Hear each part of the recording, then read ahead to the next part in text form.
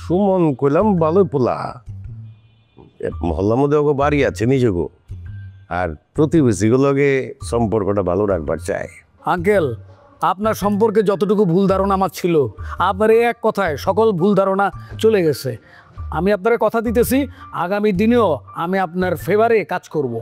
আপনি নূরজান রে সাবধান করে দিয়েন, সবার লোকে যেন আলং ফালং না করে। সুমন কিন্তু রাস্তার পোলা না।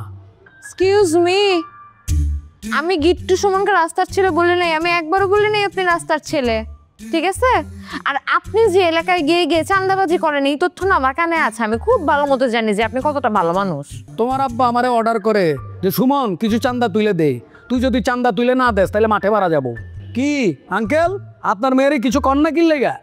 যে সোসাইটির কাম করে তো সমাজ সেবা করে উইয়ে, এ লেগা ওরে মাঝে মাঝে কই কিছু কিছু টেকা চান্দা উন্দা তুইলা দিস, সমাজের উন্নয়নের লেগে, সোসাইটির উন্নয়নের লেগে টেকা লাগে তোমা, এলাকার সবাই দেয়, এটা চান্দা না, এটা হচ্ছে ডোনেশন কয়া পারো।